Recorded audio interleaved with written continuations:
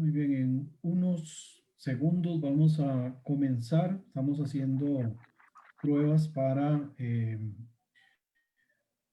poder retransmitir a través de la página de Israel Sin Frontera, que es el canal oficial por el que siempre transmitimos. Estamos teniendo unos problemas técnicos que ya estamos a punto de resolver, por lo tanto, les pedimos un poquito de paciencia.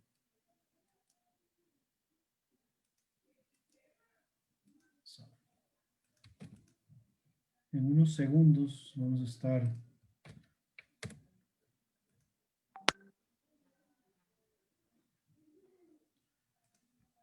Camilo, ya te compartí el enlace para que lo puedas pasar al canal y ya estamos en vivo. Entonces, en el momento en el que lo transmitas, ya podemos empezar ya directamente. Simplemente lo pego como publicación, ¿verdad? Exacto. Ya estamos. Publicando. Listo. Bueno, muy bien.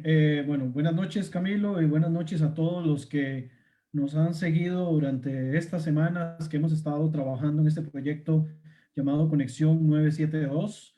La idea siempre es hablar un poco sobre el contexto y la temática relacionada con Oriente Próximo y, bueno, la semana anterior les pedimos disculpas porque no pudimos hacer la transmisión que teníamos, o tuvimos ahí no solo unos problemas técnicos, sino también algunos inconvenientes propios de la pandemia a nivel laboral que nos impidió pues poder pues estar cumpliendo con esta sesión de cada 2 semanas, ¿verdad? Como habitualmente lo hemos estado desarrollando, pero bueno, acá estamos de nuevo y nos comprometemos hasta donde sea posible poder seguir manteniendo este ritmo de cada 2 semanas, poder hacer el programa tal y como ya nos hemos ido acostumbrando. Camilo, un fuerte abrazo hasta Quito, desde acá, desde San José. Hola Brian, qué gusto una vez más. Sí, mil disculpas, qué pena que no pudimos cumplir con el calendario establecido de cada 15 días, tuvimos que saltarnos una semana, pero estamos acá. Un abrazo fuerte también para ti, Brian, esperando que todos los seres queridos estén bien, que se sigan cuidando muchísimo, no bajemos por nada del mundo la guardia con esta pandemia. El virus está ahí, nos está queriendo perseguir, así que por favor, mucho cuidado con todas las medidas de bioseguridad, a mantenerlas siempre con muchísimo cuidado. Gracias a todos quienes normalmente se han conectado, se siguen conectando con nosotros en este espacio que es Conexión 972 para entender a través de aportar datos, aportar análisis, entender un poco más este maravilloso lugar de la Tierra que es Oriente Próximo, con su dinámica propia, con su lenguaje propio. Y esa es la intención, entender también el contexto, no desde una vista crítica, que quién es quién para juzgar qué está bien, qué está mal, en el sentido de cómo cada sociedad ha ido encontrando su forma de desarrollarse. Esto no quiere decir que vamos a desvalorizar nuestra propia forma de vida o nuestros propios valores, pero sí, indudablemente importante tener la visión de cómo en otras partes del mundo el ser humano se ha organizado a través de en una sociedad, ¿no? Así que en esta ocasión, Brian, la propuesta es ir analizando otros actores dentro de esta dinámica, otros actores que tienen sus agendas propias, sus visiones propias, sus intereses propios. Y si quieres, empecemos directamente con Qatar, que es indudablemente, a pesar de ser un país tan pequeño, porque de verdad que en tamaño es un país minúsculo, pero con una riqueza impresionante en cuanto a reserva principalmente de gas, que es su principal riqueza, y cómo ha utilizado y cómo está utilizando permanentemente este poder económico para hacerse sentir como un actor importante, más allá de su tamaño geográfico y muchísimo más allá de su tamaño demográfico, porque eso también es un caso extremadamente singular en el mundo de cuál es la dinámica de Qatar internamente, ¿no? Si me permites un dato interesante, o sea, Qatar tiene algo menos de 3 millones de habitantes, 2 millones y medio, un poquito más, de los cuales apenas algo más de 300,000 son ciudadanos cataríes plenos y todos los demás son migrantes, entre legales e ilegales, que también ahí hay una cuestión de explotación laboral que ha sido denunciado por varias ONGs, principalmente con esto de la organización del Campeonato Mundial de Fútbol. Se ha visto mucha explotación laboral de varios inmigrantes en condiciones casi esclavizantes. Eh, pero bueno, es extremadamente interesante entender qué es este pequeño país minúsculo realmente que podría fácilmente pasar desapercibido, porque digo, si este país no tuviese esta agenda de influencia, esta agenda que vamos a analizar de, de inmiscuirse más allá de sus fronteras en varias situaciones de política exterior, podría perfectamente pasar desapercibido y vivir plenamente, porque, vamos, es el país con mayor ingreso per cápita en el mundo. eh, Así que he visto varias veces fotos, autos de altísima gama sirviendo como patrulleros.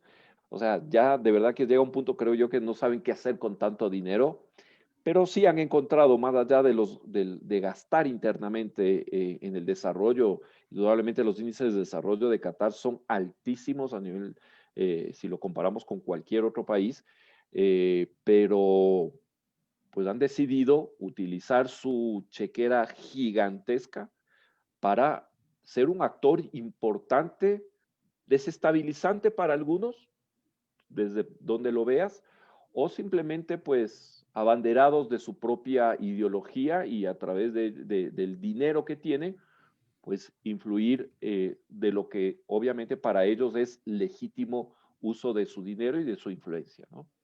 Sí, y bueno, en este caso, cuando hablamos de Qatar, el inconveniente principal que bien menciona Camilo es el tema ideológico y cómo han querido intervenir a través de una agenda de carácter salafista. Recordemos que Qatar, lo mismo que algunos sectores egipcios y la Turquía actual de Erdogan, están muy asociados al movimiento de los hermanos musulmanes. Obviamente no son los únicos países o los únicos territorios que tienen influencia de los hermanos musulmanes, pero acá, digamos, directamente y principalmente en estos momentos en Qatar y en Turquía es donde se promueve una agenda relacionada con los hermanos musulmanes propiamente. Y en el caso qatarí, muy en particular con su billetera, que es bastante gruesa, ya que, como dice Camilo, es el tercer mayor exportador de gas a nivel global y el país con mayor ingreso per cápita del mundo,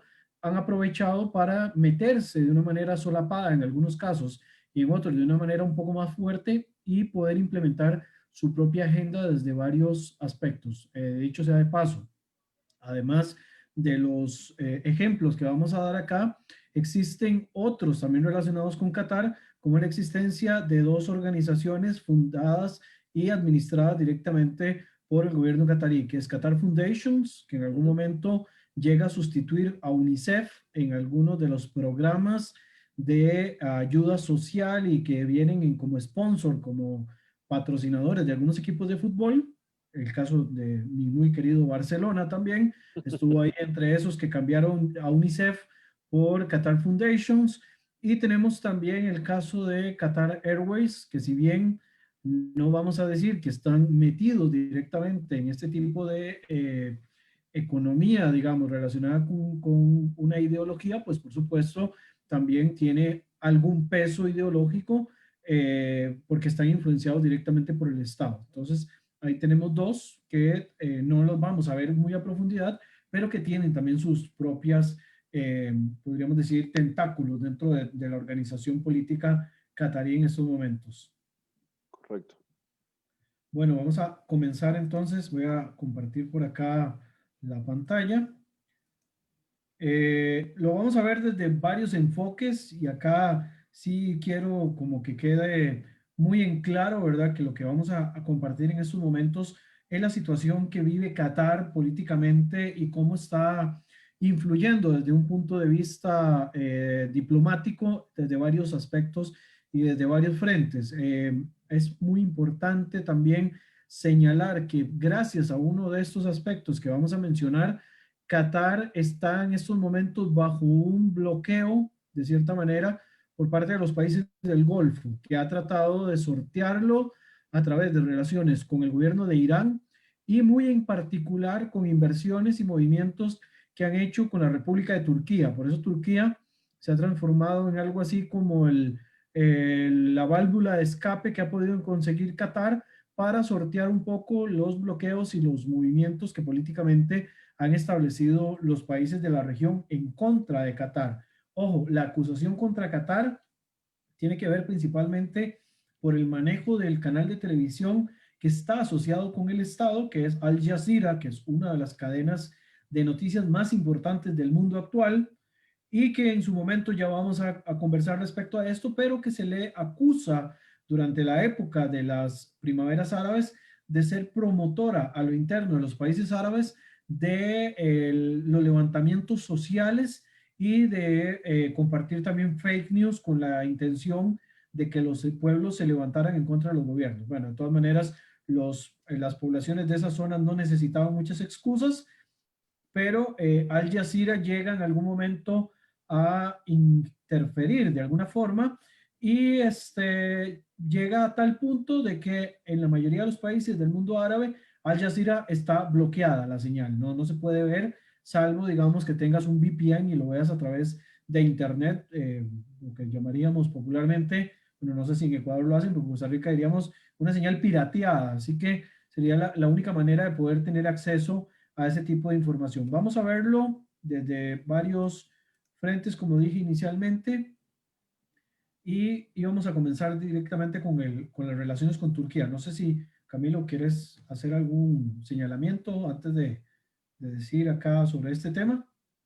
Bueno, para Turquía, a ver, tú mencionabas que Turquía se volvió una válvula de escape para Qatar, para de alguna manera sortear el bloqueo que los países árabes, de la Liga Árabe principalmente, lo han impuesto, pero en la práctica realmente ha sido a Turquía quien le ha salvado la vida, porque según veía justamente tu artículo muy interesante, pues llega ya a inversiones de 80.000 millones de dólares, una inversión importantísima, pero no es solamente una relación económica, ya vamos a ver, va mucho más allá y se entiende también esta relación porque ambos son justamente, y de aquí el análisis de cómo la influencia religiosa y política hacen este cóctel interesante en Oriente Próximo, y es que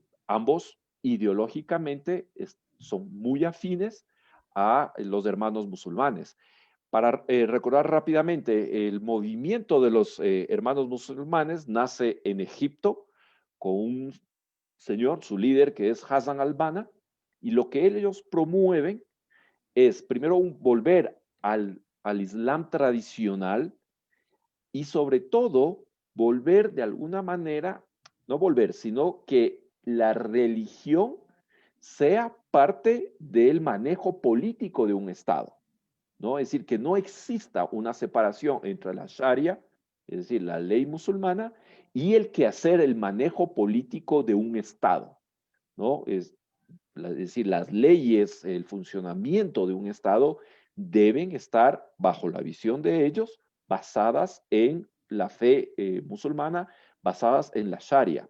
Y ambos países, tanto Erdogan como los Altani, que son quienes gobiernan Qatar, pues ambos son muy afines a los hermanos musulmanes ideológicamente, políticamente, económicamente, y esto les ha llevado, ahora se entiende, digo, pongo todo esto para que se entienda el por qué esta unión, este matrimonio entre Turquía y Qatar, ¿no?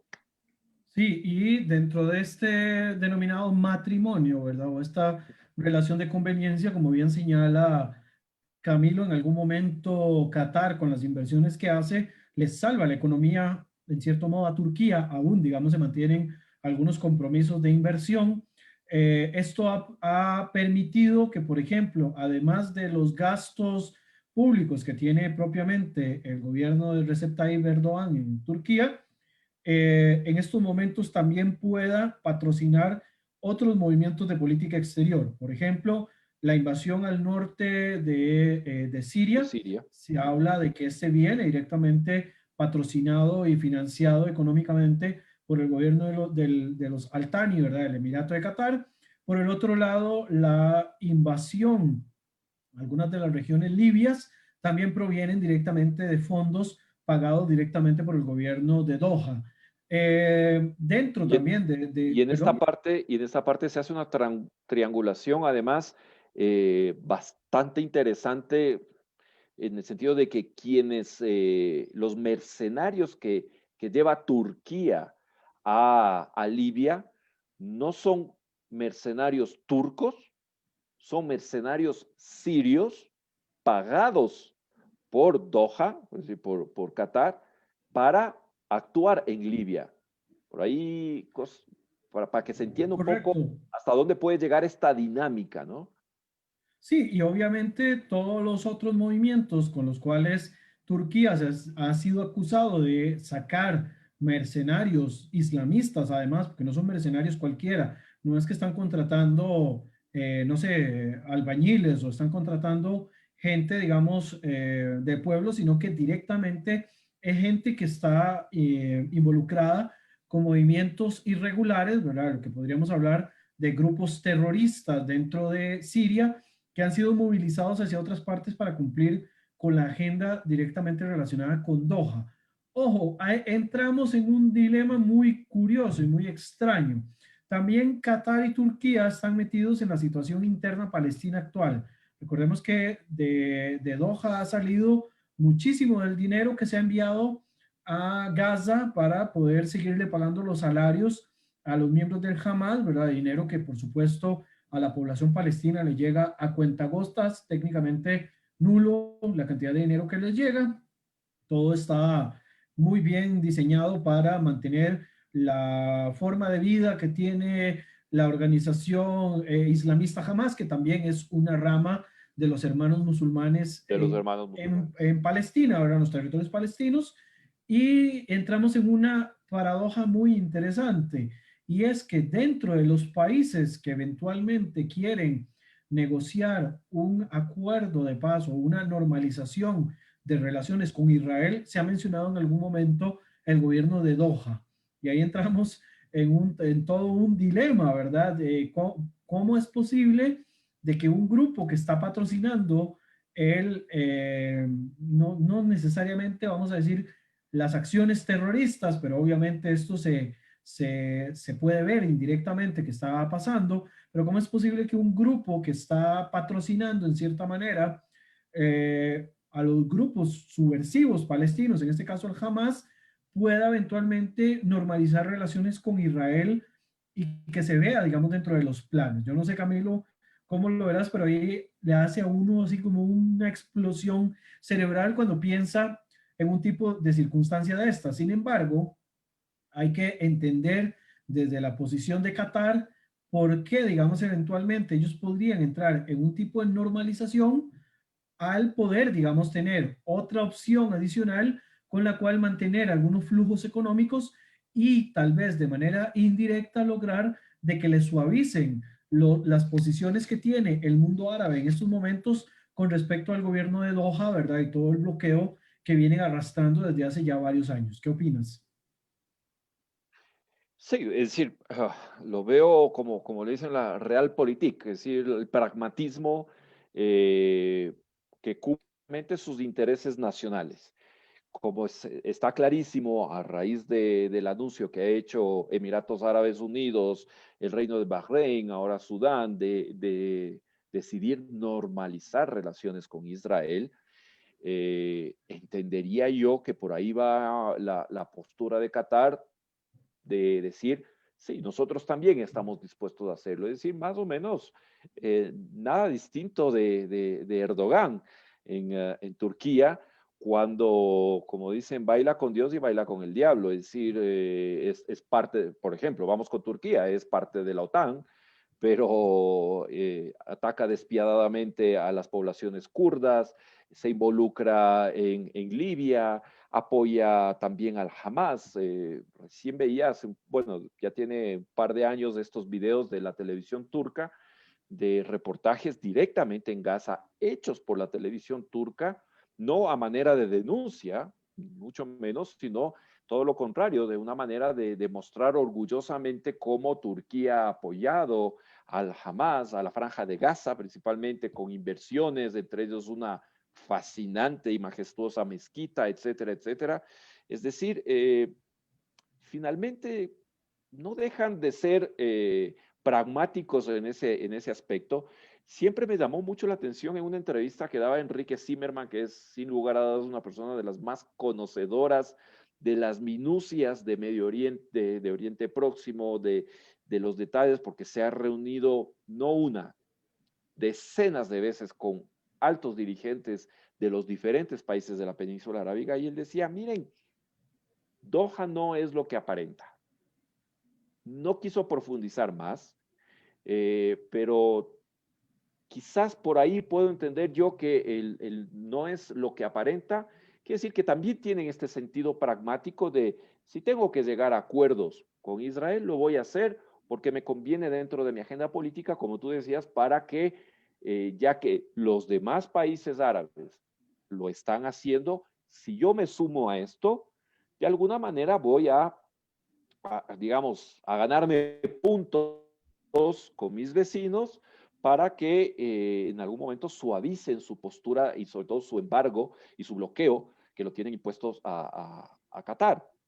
Yo apenas entendería desde ahí, porque desde un punto de vista ideológico, desde un punto de vista religioso, no tiene sentido. O sea, es un cortocircuito que nos hace tanto a ti y a mí como decir, ¿a qué juegan?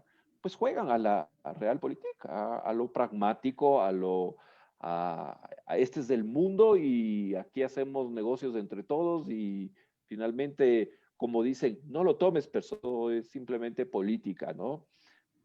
Ese es Ahí lo complejo tal vez conocer demasiado.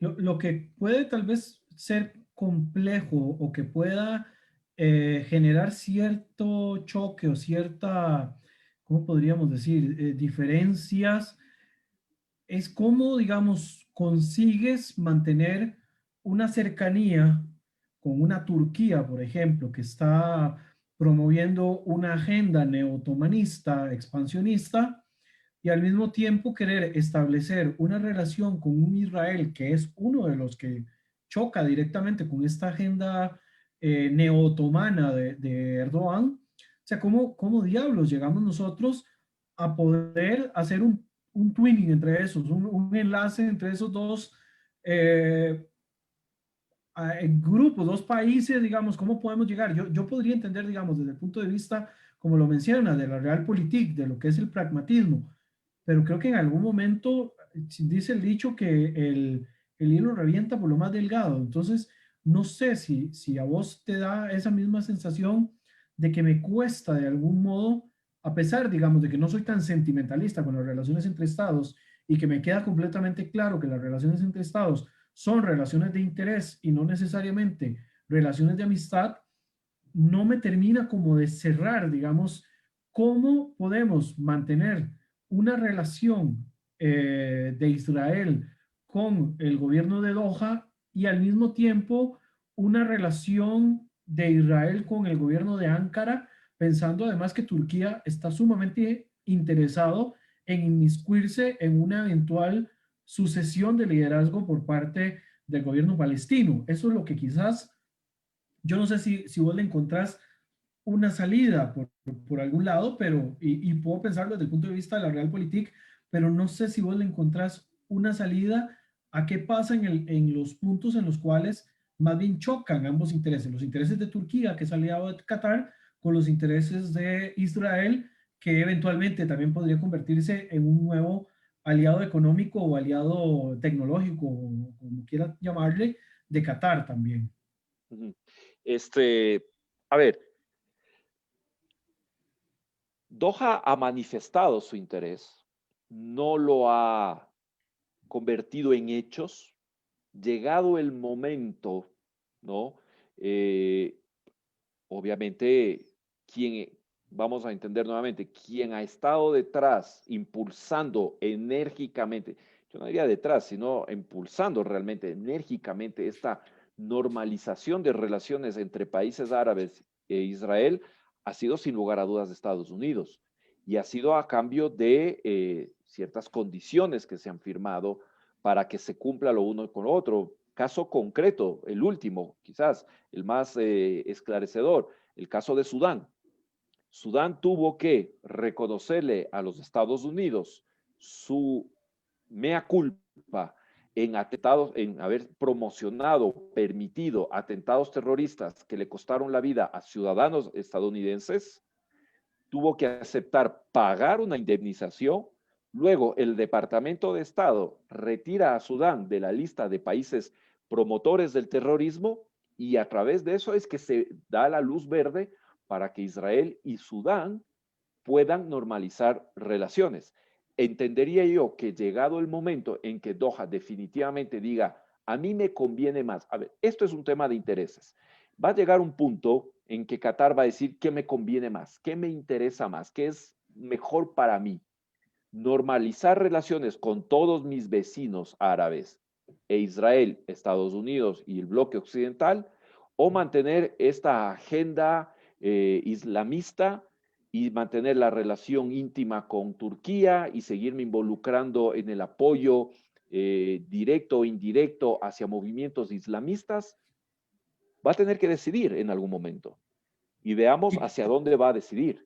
Pero, ¿y Eh, crees que se sienta tan obligado de querer decidir? Porque al final de cuentas está influyendo, digamos, dentro de la población que al final de cuentas eh, sigue una agenda de carácter ideológico. Entonces, ¿crees que vaya a pesar más la situación de carácter económico y de carácter, no sé, comercial, que de todas maneras en el Golfo creo que es lo que prima, pero no sé si este Emirato vos lo considerás de que quiera seguir dentro de la misma línea o que por el contrario el tema ideológico, que es al final de cuentas por lo que abrimos este espacio de discusión, que el aspecto ideológico vaya a tener un peso mayor y que sepa de que su caballo de batallas, en este caso Turquía, y lo que Turquía pueda arrastrar, que es un montón de subgrupos, porque además Turquía tiene influencias en estos momentos leves, pero tiene influencias dentro de la política libanesa en algunos sectores, obviamente no es tan evidente como la del Hezbollah, que eventualmente prefiera, digamos, en ese caso Qatar, una normalización con todos los vecinos a poder, digamos, ampliar un nivel de influencia que puede ir todavía mucho más allá. No sé vos hasta dónde lo ves. A mí, digamos, lo que me cuesta todavía es, yo sé que no hemos llegado a ese punto, que apenas se mencionó que después de Sudán podría que existieran hasta 10 países más que podrían estar normalizando relaciones con Israel. Hay que ver ahora si al final de cuentas gana Biden, qué de esta política en el Medio Oriente se va a mantener y qué va a cambiar. Yo esperaría que no cambie mucho si Biden es un tanto, bueno, el equipo que vaya a tener Biden detrás es un poco inteligente, esperaría que no cambie mucho porque esto le ha sumado puntos en positivo a los propios Estados Unidos. Pero hasta dónde, digamos, podríamos pensar de que le convenga más una situación de carácter de crear un nuevo eje orientado, digamos, dentro del Medio Oriente, no sé, dominado militarmente por Turquía, pero ideológicamente compartidos los beneficios, que se puede extender no solo al Medio Oriente, sino que también puedan moverse hacia otras zonas del mundo árabe, porque bueno, están en el norte de África también y se han movido un poco hacia el sudeste asiático, pero no sé, vos, digamos, cómo lo visualizás dentro de las relaciones entre estados que realmente este Emirato vaya a preferir más moverse hacia el eje occidental antes de crear este nuevo eje que es hacia donde se está dirigiendo Turquía, que yo, bueno, seguiré, insistiré y mi majadería es con Turquía desde hace muchos meses, pero es la idea de que existe un eje que directamente se está creando, digamos, o se está impulsando desde Ankara por medio del presidente Recep Tayyip Erdogan. A ver, vamos a analizar para tratar de entender, porque finalmente no va a dejar de ser especulación lo que vamos a hacer, pero ¿por qué Emiratos Árabes Unidos y Bahrein deciden normalizar sus relaciones con Israel? Lo hacen por una necesidad económica, es decir, de alguna manera, por ejemplo, la relación Qatar-Turquía, ahí hay una relación económica, una necesidad de parte de Turquía de dinero fresco y una necesidad de Qatar de dinamizar sus inversiones y evadir también el bloqueo. ¿Había esta necesidad por parte de Emiratos Árabes Unidos y de Bahrein? No. Hay otras necesidades de por medio. Hay necesidades tecnológicas, hay necesidades científicas, hay necesidades de seguridad, hay necesidades militares. Bueno, en algún momento los Al-Thani, quienes dirigen Qatar, van a tener que decir, o sea, por dinero no es problema, tienen todo el dinero del mundo, pero llega un punto que dices, bueno, ¿y con el dinero qué hacemos? ¿No? O con el dinero, ¿hasta dónde podemos subsistir por cuánto tiempo? ¿No? Entonces, yo más bien veo que Qatar va a tener que ser empujado, como dicen, hacia el límite que en algún momento tenga que decidirse. O sea, no hay un problema económico. Qatar está lejísimos de tener un problema económico, pero el dinero no es todo. O sea, hay otras necesidades que le pueden en algún momento impulsar a decir, ¿qué es lo que le ha impulsado, por ejemplo, a Emiratos Árabes Unidos?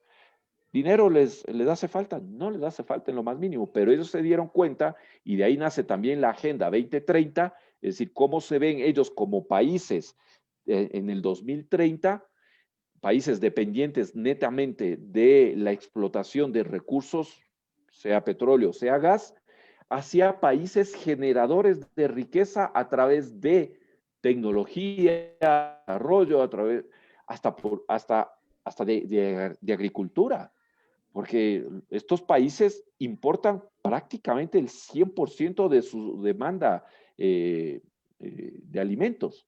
Entonces, ¿cuánto tiempo es sostenible esto?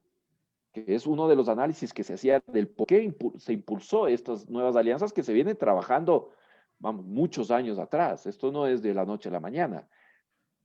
Y que es el mismo Hay, cambio que hemos visto impulsado en otros países de la zona. Entonces, desde esa perspectiva, yo creo que sí, digamos, sí te doy toda la razón de que no se trata solo de un factor ya económico y obviamente ya no tiene que ver con recursos, tienen todos los recursos para seguirlos explotando un buen tiempo más, pero sin ninguna duda que sí, están teniendo una necesidad adicional que quizás no hemos tomado en consideración, que es la que ha impulsado también estos cambios y que me imagino que también la nueva generación de líderes de los países árabes, incluyendo Qatar, ya están hartos de los conflictos que se mantienen desde hace décadas dentro de la zona. Y creo que y, también por ese, eso. y ese, querido Brian, es un factor decisivo, porque quienes están tomando la batuta en este cambio son esa generación de menores de 40 años que hoy están en altísimos cargos dirigenciales por ser parte de las jamulas predominantes en cada uno de los países, es decir, de los clanes dominantes de cada uno de los países, y analicémoslos. Es gente que se ha formado en las mejores universidades del mundo, que viene con otra mentalidad y que, como lo decía, para nosotros la guerra árabe-israelí es tema de estudio en el colegio de historia. Para nosotros es historia pasada. Nosotros ya vemos hacia el futuro, lo dicen las nuevas generaciones, entonces va por ahí. Y un Altani que cursará los 40 y pico de años. Entonces, también por ahí puede ser, es decir, mientras no haya un liderazgo, que es lo que se está viendo hoy en estos países, mientras no había un liderazgo, mejor dicho, porque ya hay, no había un liderazgo joven, con una mentalidad distinta, con una visión hacia el futuro, no se hubiesen dado los cambios, porque dinero nuevamente, por plata no se preocupen, por plata es lo que más hay. Eh, eh, pero ¿hasta dónde y hasta cuándo? Entonces es ahí donde arranca todo este proceso que lo estamos viviendo, como tú decías, quiera Dios que aparentemente estamos viendo con un ojo la pantalla de acá y otro ojo en la televisión para terminar de ver los resultados, pero aparentemente es Biden el ganador. Quiera Dios que no cambie la postura frente a Oriente Próximo por parte de la nueva administración que se estrenará en enero, dado el cambio de gobierno. Entendería que no, pero quizás se desacelere un poco, porque lo que veíamos además con Trump, con la administración Trump, es que, claro, le tomó 3 años y pico de arduo trabajo, de muchísimos viajes, de muchísimas conversaciones, de muchísimas negociaciones que en algún momento nos enteraremos con los años de todas las minucias, y en los últimos meses era un tema de uno tras otro y uno tras otro. O sea, de agosto a octubre tuvimos 3 países que se sumaron a lo que llamó Mike Pompeo el Círculo de Paz, y si ya se anunciaba que venían 10 más. Al principio fueron un poco más moderados, decían 5 o 6, luego llegaron a anunciar hasta 10 países más. Entonces, quizás cambia, y perdón que ahora nos desviemos hacia la política exterior de Estados Unidos, quizás cambia el ritmo, quizás cambien un poco los términos, pero entendería que no debería cambiar esta predisposición de pacificar la zona a través de estas alianzas productivas entre países árabes e Israel, ¿no? Sí, definitivamente que eso va a marcar, digamos, una agenda. Yo esperaría de verdad que como todo apunta hoy, ¿verdad? Que fue el día después de las elecciones, todo apunta a que es probable que Joe Biden se convierta en el nuevo presidente de los Estados Unidos, que en materia de Oriente Próximo no haya un nuevo alejamiento como ocurrió durante el gobierno de Obama, ¿verdad? Que Obama tuvo un alejamiento muy pronunciado con respecto al tema de Oriente. Creo que de las manifestaciones más fuertes que hizo en algún momento fue su visita al Cairo, ¿verdad? Y aquel famoso discurso que le valió un premio Nobel de la Paz, inmerecido desde mi punto de vista, y me hago Absolutamente, responsable de lo que estoy diciendo, que no vuelvan a caer, digamos, otra vez en esa inacción dentro del Medio Oriente, que más bien le abrió las puertas de par en par a Rusia, ¿verdad? Que eso es lo que también hemos señalado en otros momentos. Regresándonos otra vez al tema Qatar y esta imagen que vemos acá, que es la influencia en conflictos regionales, en los movimientos actuales de Qatar, desde un punto de vista ideológico, los ha llevado a ser acusados, y con justa causa en algunos casos, de ser patrocinadores de y grupos con documentos. subversivos y con documentos de ser patrocinadores de grupos subversivos dentro de Oriente Medio. En otras palabras, lo que conocemos popularmente como financiamiento del terrorismo ha salido tanto de Arabia Saudita como también ha salido de la República Islámica de Irán, como también del Emirato Qatarí.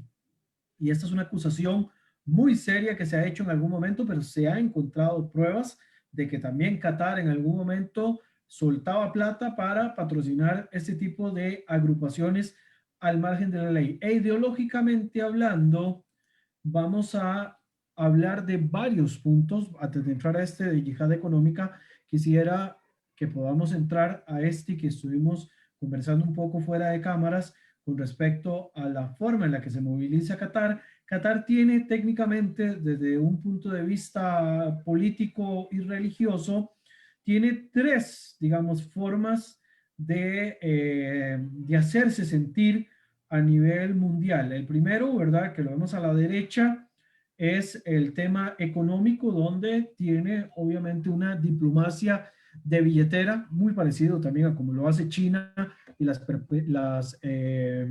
persuasiones chinas, que en algún momento, ¿verdad? Lo hemos visto a través de la gran billetera que tiene, han logrado colocarse en mercados muy, muy importantes, incluyendo el fútbol europeo, ¿verdad? Donde tienen inversiones bastante, bastante particulares.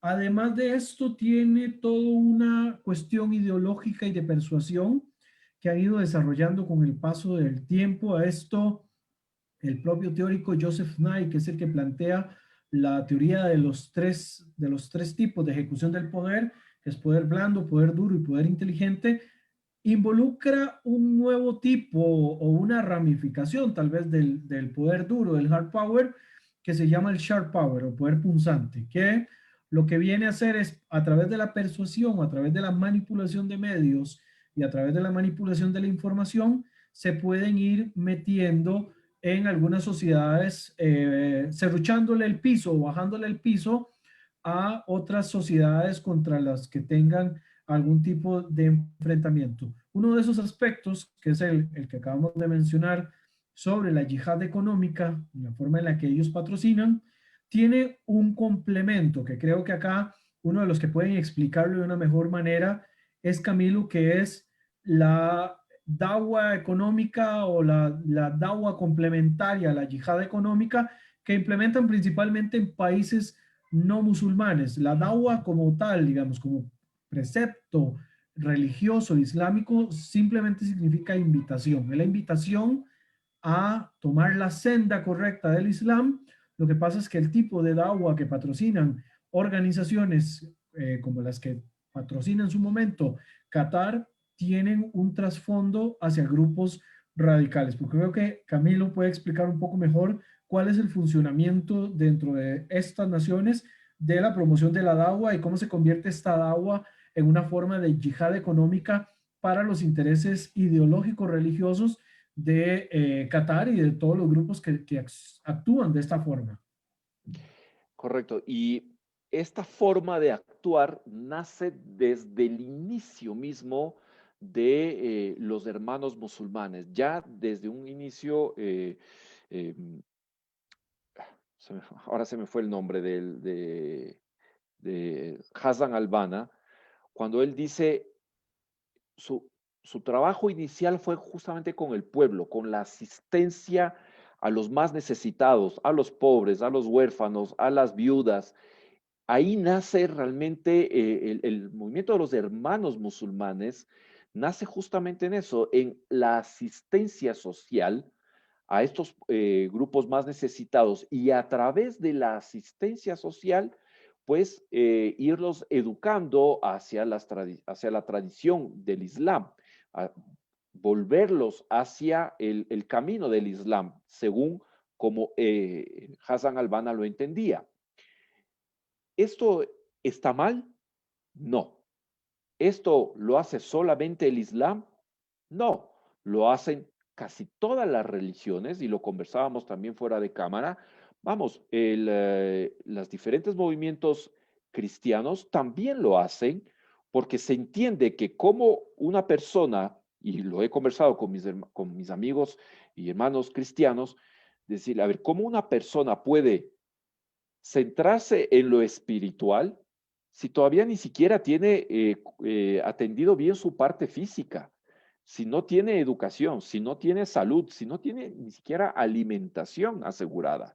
Entonces, está bien y es justamente hacia donde se procura atender a los más necesitados y, por supuesto, complementar esta asistencia social con la asistencia espiritual. ¿Es legítimo? Por supuesto que es legítimo. Y lo mismo lo hacen también dentro del judaísmo. Hablábamos de los hermanos de Chabad. Su función principal es estar en todo el mundo y donde haya un judío que esté necesitando y que desde el punto de vista espiritual requiera ayuda para que haga teshuvah, lo que entendemos en el judaísmo, es decir, el regreso, el retorno hacia el cumplimiento de los preceptos, ellos lo hacen, esa es su función principal. Eh, Eso no es malo per se. El problema es cuando esta dawa, esta asistencia social, viene enmascarada directa o indirectamente para permitir el ingreso de agendas, lo que decíamos, agendas tóxicas. Es decir, para permitir procesos de islamización. Ojo, no estoy hablando de educación en el Islam. Eso está bien. Eso es parte de nuestra libertad de culto en Occidente. Cada grupo religioso tiene el derecho de expresarse públicamente y de enunciar sus preceptos, su forma de vida, y quien quiera aceptarla, pues tiene absolutamente todo el derecho de juntarse. El tema es que estos grupos, esta hermandad musulmana, ha utilizado esta manera de entrar hacia los países occidentales tras enmascarar esta dawa para llevar agendas islamistas. Y cuando hablamos de islamismo, hablamos de intervención en la política. Es decir, llega un punto en que ya la forma de vida de estos grupos, y eso quiero ser siempre muy claro en decirlo, la forma de estos grupos como entienden el Islam fundamentalista extremo y radical, choca en determinado momento con las leyes, con la cultura, con la sociedad en la cual se está desarrollando este núcleo. Porque, vamos, si tienes un grupo cristiano que empieza a evangelizar y a ganar adeptos, y estos cristianos se vuelven mejores ciudadanos y mejores contribuyentes a la sociedad, está muy bien.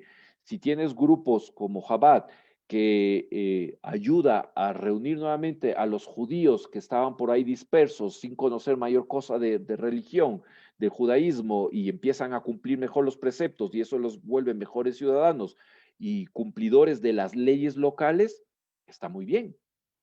Pero el problema es que cuando tú tienes estos grupos radicales que infiltran las sociedades y para poder cumplir la visión radical del Islam que ellos transmiten, empiezan a romper con las leyes, el orden, la sociedad establecida en estos lugares, ahí es donde hablamos justamente de una agenda tóxica.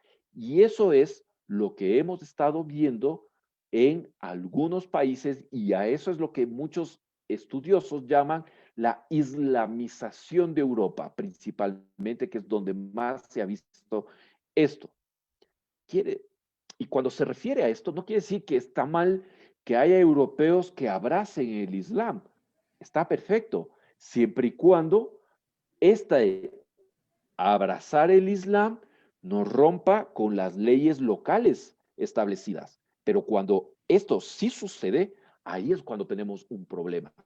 Lo Sí, porque acabamos de ver en Viena. se genera un sectarismo y se genera una situación de tribalización que, bueno, que creo que lo vas a mencionar, los casos que están ocurriendo en estos momentos en Francia y que pasan en Austria y todos estos países. Estos grupos, al tribalizarse y al ser radicales, además, van a generar una animadversión contra los grupos moderados y al mismo tiempo los grupos que son moderados del Islam van a sentirse amenazados por aquellos que van a responder también de forma irracional como estos irracionales y al final de cuentas vas a tener a dos alas metidas en dos tribus completamente distintas y esto lo que trae es desorden dentro de las sociedades. Bueno, no sé si vas por ese lado, pero quise atravesar el Sí, caballo sí, como en ese tema. sí, sí, sí, indudablemente, o sea, lo que acabamos de ver y de espeluznarnos con los atentados en Francia y con el último atentado en Austria, es fruto de eso, es fruto de esta eh, penetración de grupos radicales que han utilizado la cortina de grupos legítimos, aparentemente, que lo que hacen es asistencia social, asistencia espiritual, para introducir una agenda tóxica hacia los países donde están. Es decir, en el momento que una persona que abrazó una fe, sea la que sea, empieza a generar actos de violencia contra la sociedad que le permitió abrazar esa ideología, esa religión, y que para él cumplir con los preceptos de esa religión que él abrazó, siente la necesidad de atentar violentamente contra personas, contra instituciones, contra la moral, la ley establecida en ese país, ahí es donde tú tienes un problema. Ahí es donde hablamos de agendas tóxicas, de agendas radicales, infiltradas ilegítimamente en las sociedades occidentales. Y lastimosamente eso es lo que ha sucedido con muchos de estos apoyos que ha dado Qatar a estos grupos, principalmente a los hermanos musulmanes. Recordemos que uno de los pilares fundamentales del desarrollo de los hermanos musulmanes ha sido siempre la educación, es decir, son expertos en la generación de estructuras educativas y de asistencia social, y a través de ello incluye su agenda tóxica, porque cuando un líder religioso habla a sus seguidores diciéndoles, tenemos que subvertir el orden de esta sociedad, porque esta sociedad está alejada de nuestros propios valores, ahí es donde tú tienes como sociedad un grave problema. Y es Mientras esto esta no suceda, forma, es legítimo, ¿no? completamente, y esta forma, digamos, es patrocinio. El problema, digamos, es cuando tienes una llave de dinero que te puede ayudar a mantener este tipo de organizaciones. Es la forma en la que estos grupos se han sostenido también a lo largo del tiempo, a través de la acción social. Cuando ya se les acaba un poco el combustible para mantener la agenda violenta, se repliegan, se convierten en grupos, en células sectarias, ¿verdad? Empiezan a hacer acción social y una vez que se vuelvan a reforzar, otra vez vuelven a la acción desde el punto de vista violento. Lo que necesitan es una llave que les financie y que les siga pagando. Por eso el hecho de que Qatar, por ejemplo, en algún momento pueda salir de ser un país asociado o alineado con grupos subversivos en el Medio Oriente, eso debe poner a temblar a más de una organización que ha recibido dinero catarí a lo largo del tiempo. Ojo, esto debe poner a temblar también a lo interno a Qatar y a los servicios de inteligencia, porque tanto Qatar como Arabia Saudita entendieron en algún momento que al pagar ese tipo de agrupaciones se podían llevar el terrorismo muy lejos de ellos mismos. Ellos lo hacían como una forma de evitar de que el terrorismo los estuviera golpeando en las puras puertas, en la pura cara, ¿verdad? Técnicamente, en algún momento el terrorismo golpeaba en las zonas más importantes de Arabia Saudita.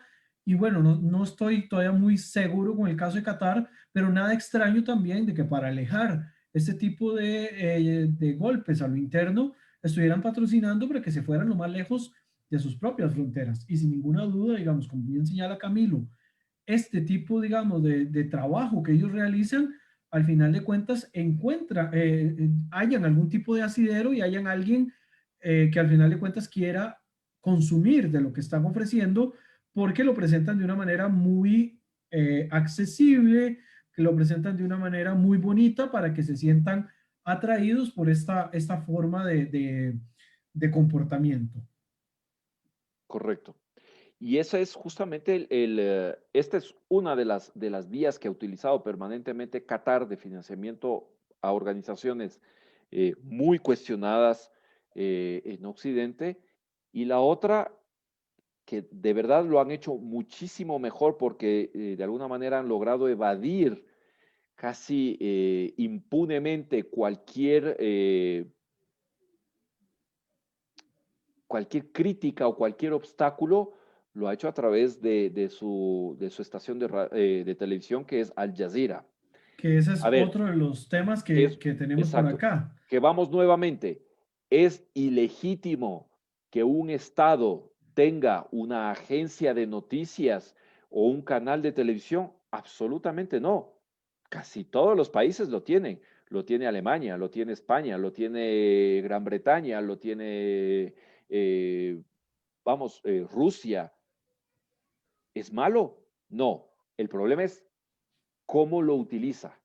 Y sobre todo, la gran crítica y la gran observación que se hace a Al Jazeera es que una cosa es Al Jazeera en árabe y otra cosa es Al Jazeera en inglés y en español.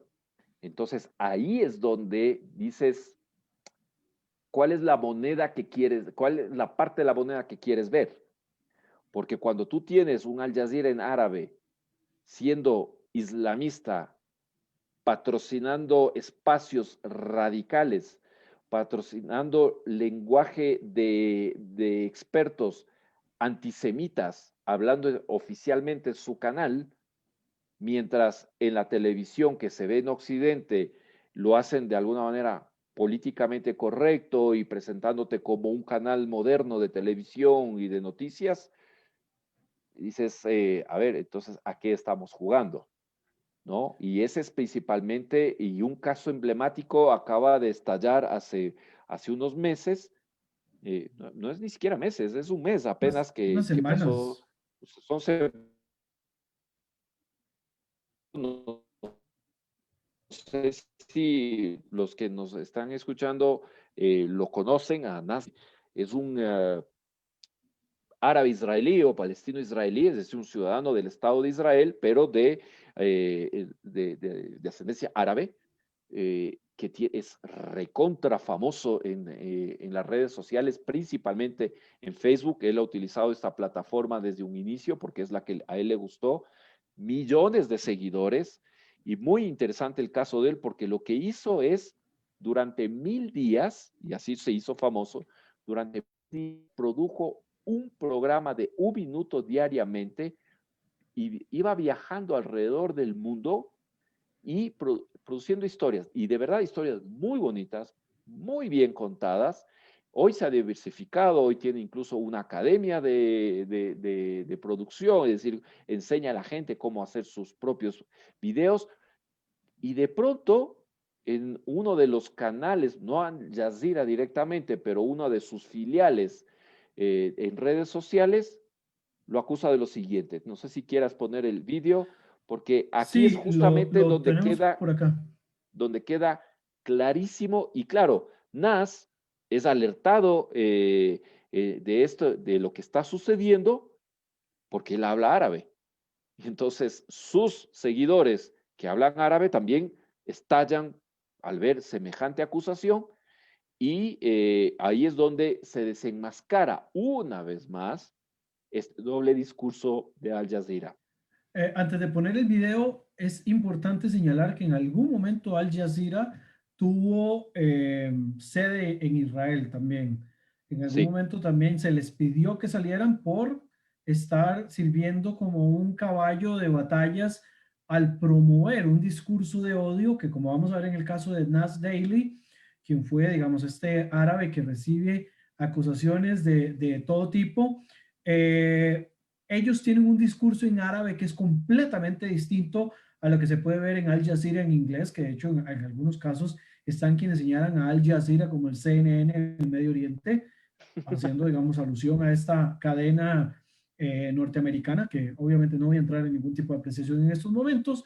Y cuando uno ve los diferentes tipos de discurso que tiene entre el canal en inglés, donde son más tolerantes, más sui generis, y el discurso de odio que promueven en árabe, que por supuesto es millones de personas las que utilizan este lenguaje, pero hay otros millones de personas que no lo utilizamos, obviamente no encontramos la diferencia. Y los que estamos en América Latina principalmente, y en América y en los países de habla hispana, lo mismo que los canales en portugués, que pueden, los habitantes en portugués que pueden entenderlo un poco, existe una versión de videos cortos que se llama AJ Plus, que también existe en inglés, donde son super open mind en un montón de temas, donde la mayoría de los países del Medio Oriente son lo suficientemente conservadores y que critican a Occidente por promoverlos. Pero vamos a entrar para que veamos este detalle importante, porque Al Jazeera se convierte en uno de los caballos de batalla más importantes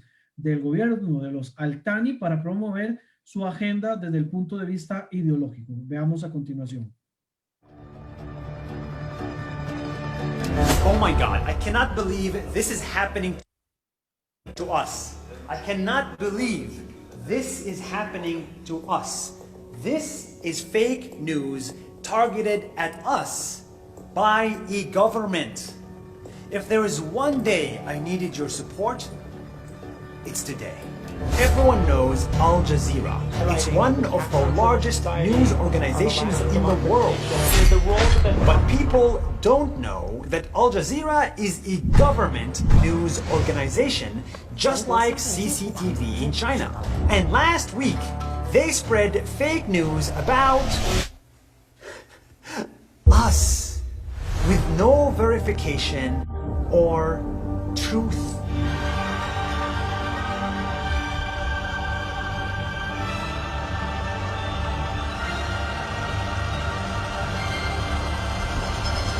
وطبعا استخدام كل الامكانيات الهائله اللي ممكن توفرها له حكومه الاحتلال، وان يصبح جزء من البروباغندا اللي اطلقتها ايضا حكومه الاحتلال سابقا ما سميت ببراند اسرائيل. So what's the accusation? It's that NAS Academy, our new company, is training people to love Israel. That is comical. In reality, NAS Academy is a great new startup that we started to create more creators, to teach people how to make videos, to teach people how to tell stories, so they go and create their own videos and become their own NAS Daily. That is the truth. So they published this fake news to the Arab world only to generate hate and fear. Then they created other news channels under different names to spread the same message. And then they sponsored it. So Al Jazeera or its affiliates in another country put government money to spread fake news against an individual. And this is the proof. When I saw that sponsor thing, that's the reason I'm making this video. When I saw that, I was gonna just let it go. But when I saw sponsored, I was like, what the? I saw the video and it had like 2 million views. I was like, that is like, the average views they had was 30,000. This one had 2 million. I'm not that popular. It's their money that's so damn good that they sponsored this video to get to 2 million people. If you don't speak Arabic, you will never notice this stuff. But it's been happening for decades in the Middle East.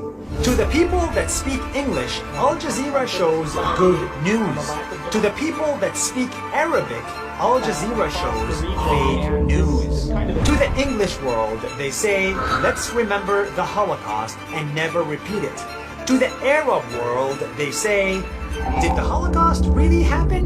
To the English world, they support gay rights. To the Arab world, they suppress gay rights. It's two stories for two different audiences.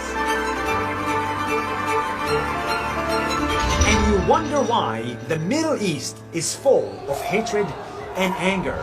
If you've ever wondered, this is part of the answer.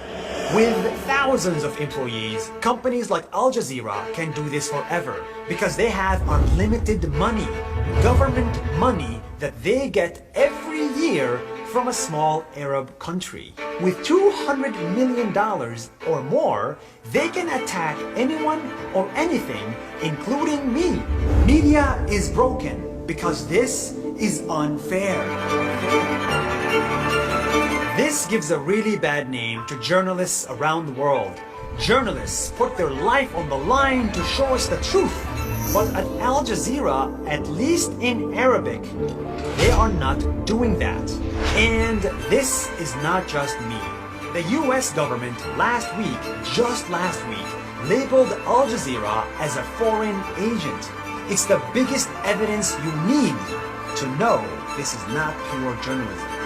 The attempt to suffocate.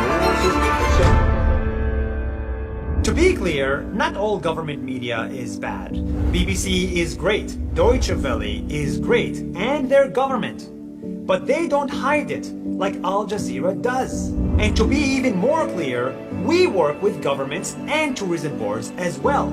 But we promote tourism and love, not politics and hate. And we definitely do not work with the Israeli government. You and I don't have $200 million to fight back. But I do have you. and I have the average person who's frustrated with this. You and I share the belief that all humans are equal, that we love you if you're Christian, we love you if you're Muslim, and yes, we love you if you're Jewish. Nas means people in Arabic, and we put people above politics and governments, no matter who comes in our way. We cannot let them stop this message. We cannot let them stop us. Thank you so much.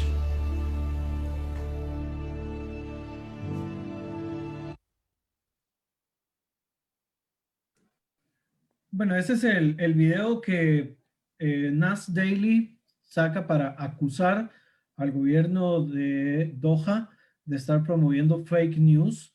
En realidad no dijimos nada absolutamente nuevo. El mismo Nas Daily lo dice abiertamente. Yo no trabajo para el gobierno de Israel. Él es un palestino que vive en Israel, un palestino, alguien que se denomina a sí mismo palestino israelí, ¿verdad? O un árabe israelí que vive con todos los derechos y convive en ambos lugares, y él promueve videos desde otro tipo de perspectiva. Pero te cuento que ya ni siquiera vive en Israel ni vive en Palestina. Él vive en Singapur desde hace un año y pico. Se radicó en Singapur. Así que no.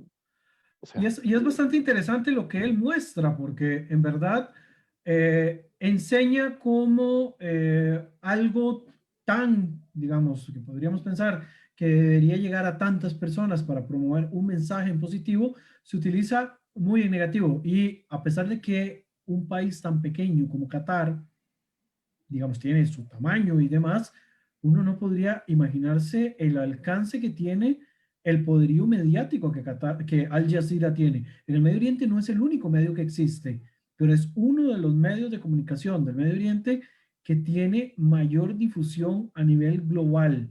Y esto es grave, grave, grave, porque es una agenda gubernamental que mientras tengan un vínculo y una idea de promoción del odio, solamente eso es lo que vamos a estar viendo, digamos, por parte de un país que es muy importante en la estabilidad del Medio Oriente, aunque algunos no lo mencionen con tanto énfasis como lo estamos haciendo en Conexión 972.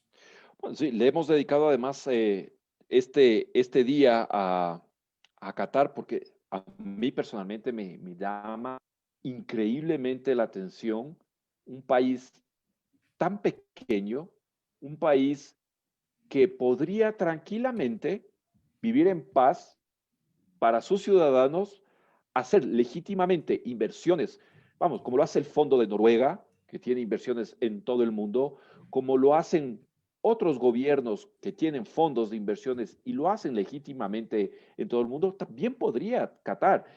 Y que está mal el hecho de que financie y ponga dinero en equipos de fútbol y todo lo demás. No, no está mal.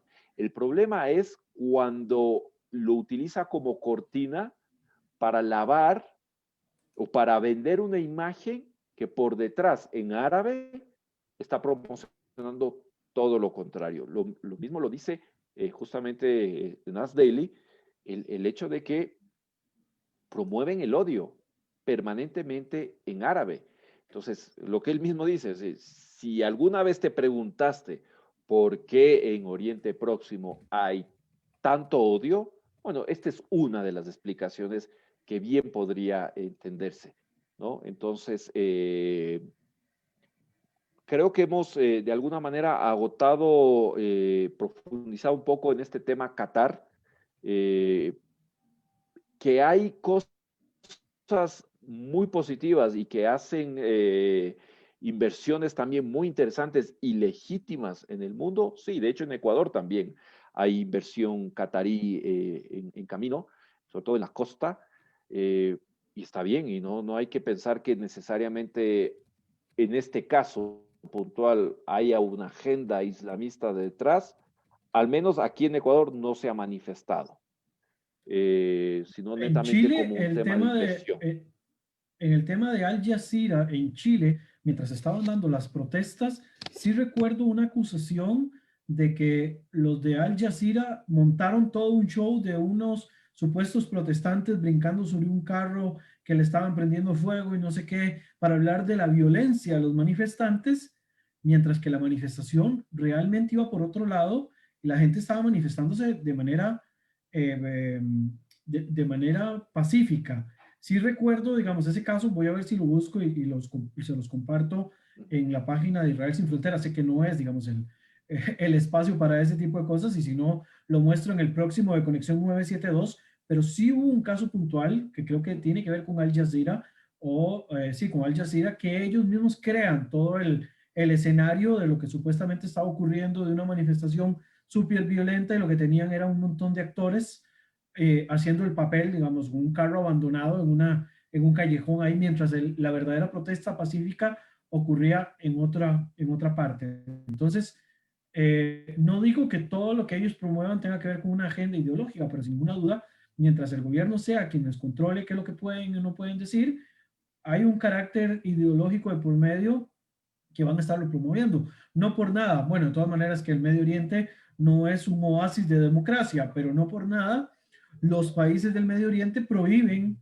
la promoción de Al Jazeera, no porque promuevan una agenda prodemocrática, sino porque con sus discursos incendiarios estaban haciendo que el sentimentalismo de las personas contra el gobierno fuera todavía mucho más fuerte Sea y la grave. respuesta en represión fuera todavía mucho más grave. Entonces, de alguna Exacto. manera, el papel que ellos juegan es un papel bastante delicado porque tienen uno de los canales de influencia más fuertes. Estamos hablando del mundo árabe con cientos de millones de personas en el mundo árabe y en el mundo Correcto. musulmán, digamos, en general, Al Jazeera es un referente.